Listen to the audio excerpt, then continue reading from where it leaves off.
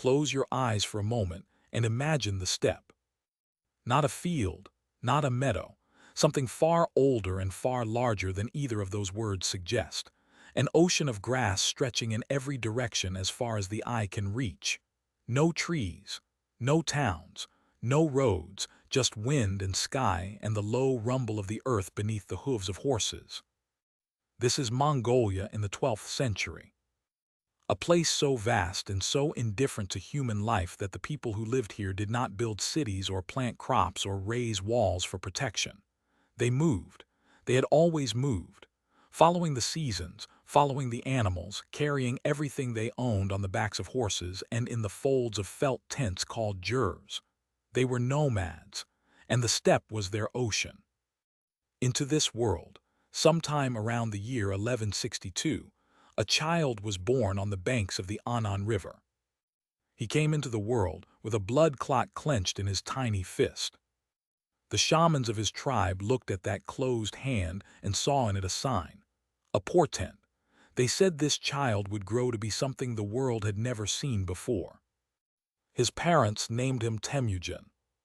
It meant finest steel. They had no idea how right they were. The steppe in the 12th century was not a peaceful place. It was a world of constant war. Dozens of tribes spread across the grasslands of Central Asia, each fiercely independent, each locked in endless cycles of raid and revenge. The Tatars, the Merkits, the Naimans, the Karaids, they stole each other's horses, they stole each other's women, they killed each other's men, and then the survivors waited and planned and struck back, generation after generation. A world without peace, without mercy, and without memory of a time when things had been any different. Temujin's father, Yesuje, was a chieftain of the Borjigin clan, not the most powerful man on the steppe but respected, feared. He had enemies as all men of standing did.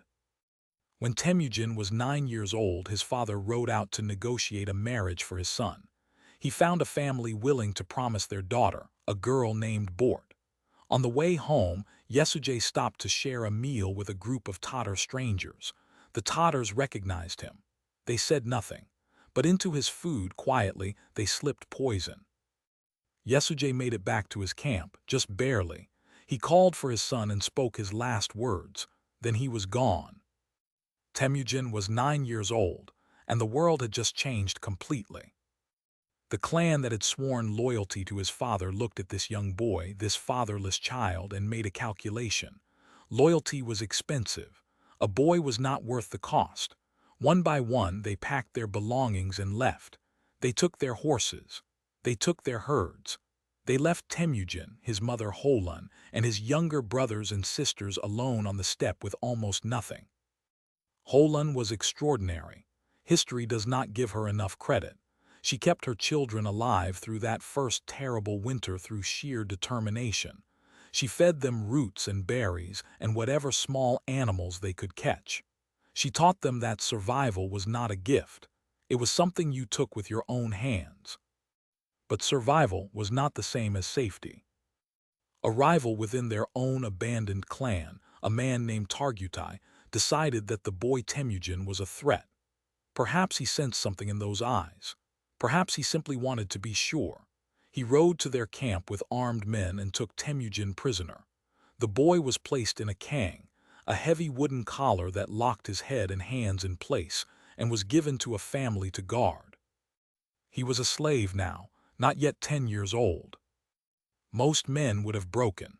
Most men would have accepted that this was their life, that the world had spoken and the answer was no. Temujin escaped. The details of the escape are murky, lost in the half-legend of the secret history of the Mongols. But we know that he slipped away in the night, hid in a river, and was found by a family from a different clan who sheltered him and helped him return to his mother. He came back to the steppe changed. Something had hardened in him. Some understanding of the world had settled into place. He understood now that loyalty had to be earned and constantly maintained. That power was the only real protection. That the world did not give, it only took, unless you were strong enough to take back. He was not yet a teenager, and already He understood more about power than most men learn in a lifetime. At 16, Temujin rode back to the family of Bort, the girl his father had promised him before he died. Her father, honoring the old arrangement, gave him his daughter. It was a good marriage. By all accounts, genuinely warm. Bort was intelligent and deeply loyal. She would become not just his wife but one of his most trusted advisors. In a world that treated women as currency, as things to be traded and taken, Temujin respected Bort in a way that was unusual for his time and his culture. As a wedding gift, her family gave him a magnificent sable fur coat. Temujin did not wear it. He rode with it to the camp of a powerful chieftain named Togrul, a man who had once been his father's sworn brother. He presented the coat as a gift and asked for one thing in return: help. Help rebuilding his father's scattered followers. Help becoming something again. Togrul agreed. This was the first great lesson of Temujin's rise. He understood what others did not. That gifts were not generosity. They were investments. That alliances were not friendships. They were structures. And that every powerful man had a price, and the art of leadership was understanding what that price was before you arrived. Word spread that Yesujei's son was alive and building something. Old warriors who had served his father began to return. Young men who wanted something better than endless tribal raiding came looking for him. He took them all in, and unlike every other chieftain on the steppe, he did something radical.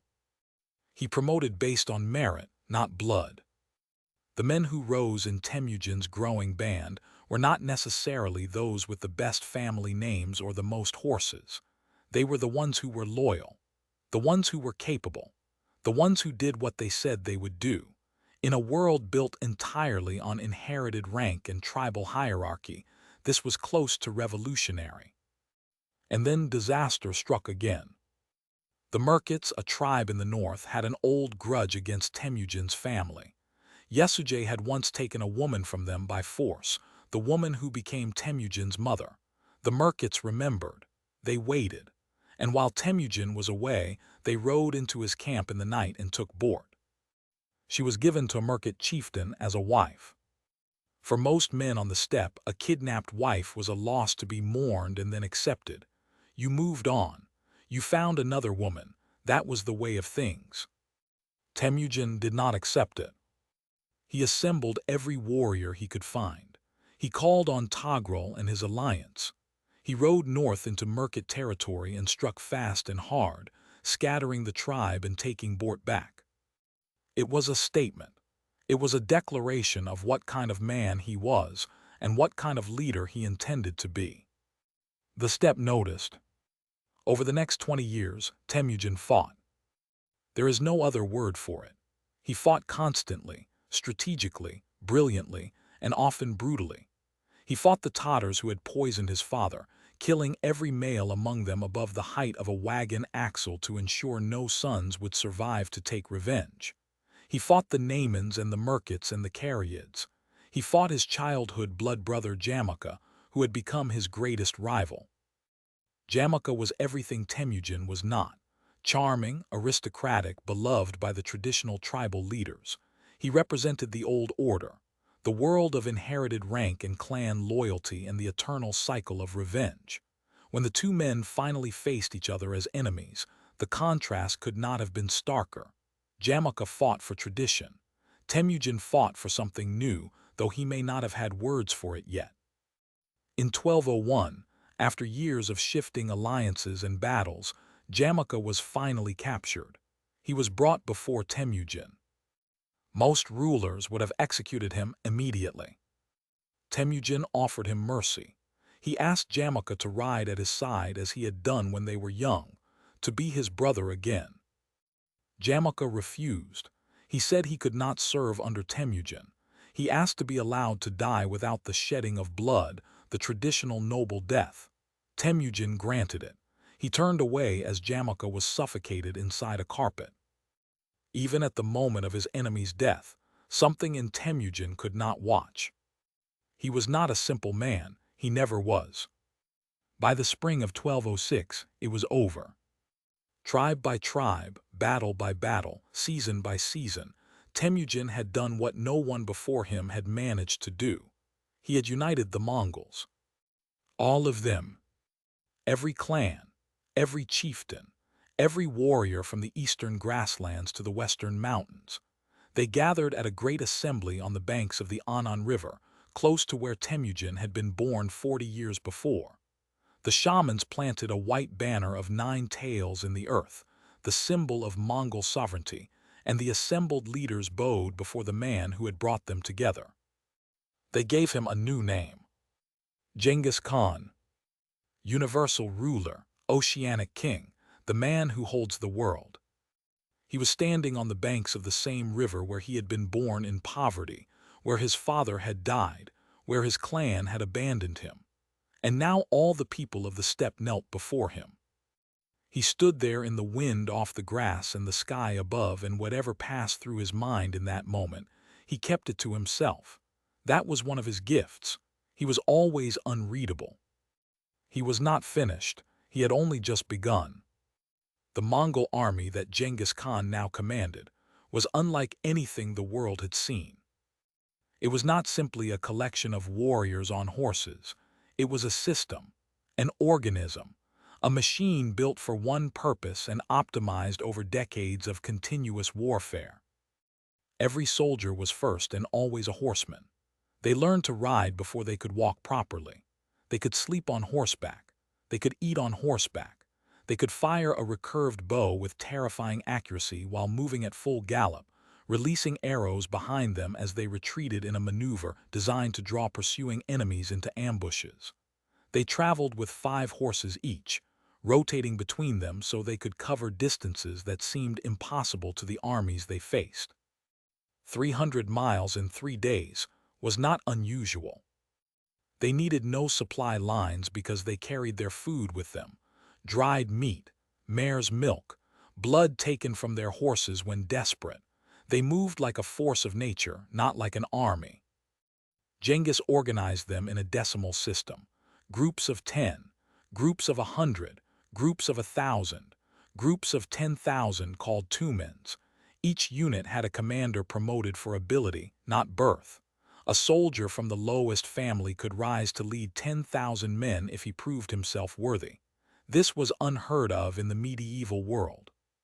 He also built an intelligence network that would not be matched until the modern era. Before attacking any city or kingdom, he sent traders and spies months in advance. He gathered information about defensive fortifications, political divisions, the loyalty of local commanders, the state of supplies and morale. By the time his army arrived before the walls of an enemy city, he often knew more about its weaknesses than its own defenders did. And he used that knowledge with a terrifying combination of mercy and violence.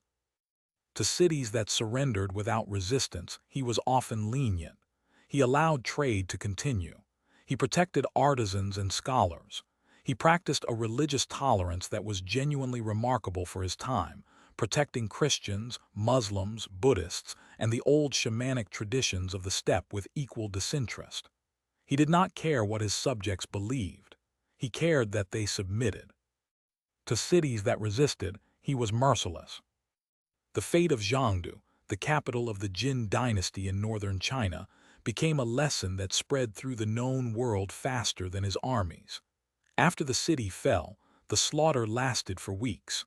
A Persian traveler who passed through a year later reported that the plain outside the walls was white with bones. The stench carried for miles. Resistance meant annihilation. Submission meant survival. The message was clear, and it was efficient, because eventually cities began to send their keys out before the Mongol army even appeared on the horizon. The campaign against the Jin dynasty of northern China began in 1211. It was not Genghis Khan's first move southward. He had tested the borders before, raiding and withdrawing, watching and learning. But 1211 was different. 1211 was the beginning of something he intended to finish. The Jin Empire was enormous, one of the great powers of the medieval world, with vast armies, sophisticated fortifications, and a tradition of military excellence stretching back centuries. Its emperors had long treated the Mongols as barbarians to be bribed and occasionally hired as mercenaries. They looked north at the steppe and saw disorder, poverty, and savagery. They had stopped looking. The Mongol army crossed the Gobi Desert in winter, when no one expected them to move. They appeared on the Jin frontier like a storm that had assembled itself overnight. The Jin generals, accustomed to warfare that followed seasons and protocols and understood rules, found themselves facing an enemy that had no interest in any of those things. By 1215, Zhengdu had fallen. Genghis Khan walked through the ruins of a city that had held 1 million people and did not linger.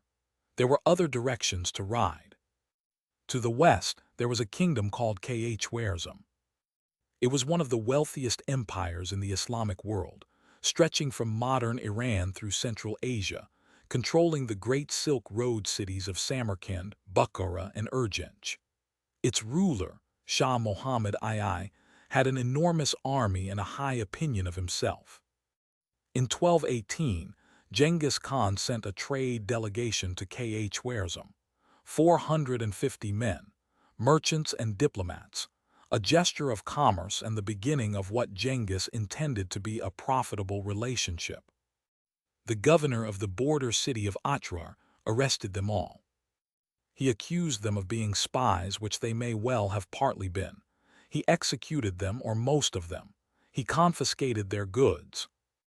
Genghis Khan sent ambassadors to Shah Muhammad demanding justice. The Shah had one of the ambassadors killed and sent the others back with their heads shaved, a profound insult in the customs of the steppe. Genghis Khan went quiet for a while. He was not a man who acted from anger. He was a man who acted from calculation, and what he calculated now was total war. He assembled an army of somewhere between 100,000 and 200,000 men, the largest force he had ever fielded, and he turned it west. The campaign against Khwarezm lasted 4 years and ended with the complete destruction of one of the great civilizations of the medieval world. Samarkand, a city of perhaps 400,000 people, fell in 1220. The population was ordered outside the walls. Those who surrendered completely were spared. Those who showed any resistance were not. The great libraries, the markets, the mosques, the palaces were absorbed, stripped, or burned depending on what Genghis needed and what he did not. Urgench was flooded when the Mongols diverted a river through it. Shah Muhammad fled west, chased by a Mongol cavalry force of 30,000 men across Persia and into the Caspian Sea, where he died of illness on a small island, alone and destitute, watching from the water as his empire ceased to exist. The Persian historian Juvini, who lived through this era, wrote that the Mongol conquests had turned flourishing lands into wastelands, and that where there had been 100,000 inhabitants, barely 1,000 remained. He was not exaggerating. There is a question that historians have wrestled with for 800 years. What drove him? Not ambition in any simple sense. By 1220, Genghis Khan was already the most powerful man on earth. He could have stopped. He could have consolidated. He could have spent the rest of his life in comfort, surrounded by his wives and children and the treasures of conquered civilizations, and history would still have remembered him as one of the greatest conquerors who ever lived. He did not stop. He went back to China. He went west again. He campaigned in his 60s, leading his armies personally, riding at the front as he had always done. Some scholars believe he was driven by a genuine sense of divine mandate. The Mongols believed in Tengri, the eternal blue sky, the great spirit that governed the fate of nations. Genghis Khan believed, or said he believed, that Tengri had chosen him to rule the world, not to conquer it temporarily, not to raid it and return home, but to rule it, all of it, everything under the sky. Others believe he was a prisoner of the system he had built. A Mongol leader who stopped expanding was a Mongol leader whose commanders grew restless, whose warriors found nothing to do with their energy, whose coalition of tribes began to crack along old fault lines. War was not just policy, it was social control. Perhaps it was both. Perhaps Genghis Khan himself did not know the answer. He was not a man who left behind many words. In the summer of 1227, Genghis Khan was in the field again. He was somewhere between 60 and 70 years old, depending on which disputed birth date you accept. He had been campaigning for 50 years. His body had been broken and repaired so many times that he was held together more by will than by flesh. He was besieging the Xia kingdom in northwestern China, finishing a campaign he had started years before. The Xia had betrayed him once. He had not forgotten. He never forgot. In August he died. The exact cause has been argued over ever since. A fall from a horse during a hunt, some sources say. A wound taken in battle. An illness. A fever. Perhaps simply the accumulation of a lifetime of violence and exposure and relentless movement finally reaching the end of its tolerance. His commanders and generals were with him. He told them to keep his death secret, to say nothing, to allow the siege of the Xia capital to continue as if he were still alive, and to complete it before the news was released. He wanted his last campaign finished. His orders were followed. The Xia surrendered, and then the Mongol army began the long journey home, carrying a body inside a sealed cart, and no one who passed them on the road was permitted to survive the encounter. The funeral procession left silence behind it across the length of the steppe. He was buried somewhere in the Khentai Mountains of Mongolia, near the Anan River, near the place where he was born. A river was diverted over his grave. The horses of the funeral procession were run back and forth over the ground until no mark of digging remained. The location of his tomb has never been found. He had come into the world on those banks, holding a clot of blood in his fist, and he returned to it without a stone to mark the place. Somewhere beneath the grass and the rivers and the vast indifferent sky of the Mongolian steppe, he is still there, waiting unmovable, as he always was. What did he leave behind? The numbers are staggering and almost impossible to fully absorb. At his death, the Mongol Empire covered 12 million square miles, more land than any empire before it, more land than Rome at its height, more land than Alexander's conquests, from Korea to the Caspian Sea, from Siberia to the edges of Persia. 1/5 of the total land area of the earth was governed by his laws. His descendants would expand it further. His grandson Kublai Khan would conquer the rest of China and establish the Yuan dynasty. His generals would push to the gates of Vienna before being called home by political crisis. The Mongol Empire at its peak was twice the size of the Roman Empire and 4 times the size of Alexander's conquests. The human cost is measured in numbers that numb the mind. Historians estimate that the Mongol conquests reduced the world's population by somewhere between 30 and 40 million people. In China alone, the population fell by nearly half. In Persia, it took centuries for the population to recover to pre-Mongol levels. Some regions of Central Asia that were destroyed in the campaigns of the 1220s never fully recovered at all. And yet, the empire he built created something the world had never had before. A single political and commercial space stretching from China to Eastern Europe, protected by Mongol law, served by Mongol postal systems that could carry a message from one end to the other in days rather than months.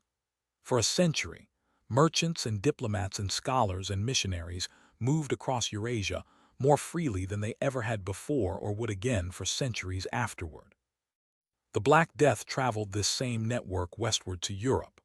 But so did paper money and printing, and the idea of diplomatic immunity, and gunpowder and noodles, and dozens of other innovations that passed from one civilization to another through the veins of the Mongol Empire.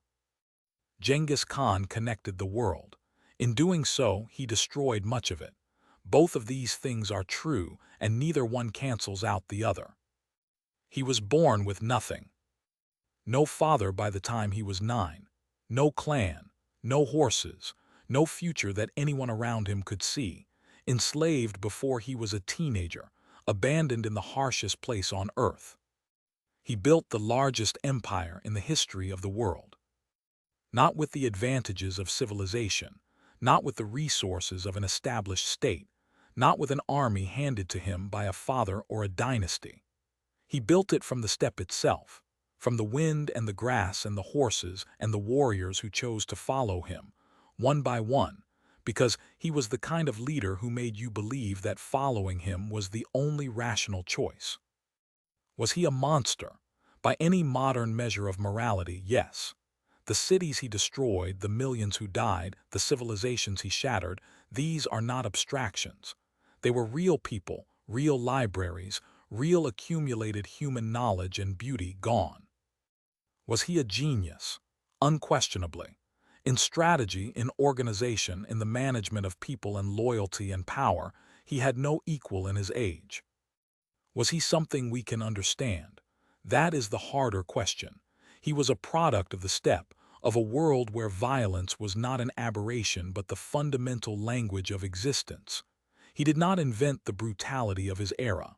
He mastered it. Tonight, somewhere in Mongolia, the wind still moves across the same grass. The Anan River still runs through the same mountains where he was born and where he was buried.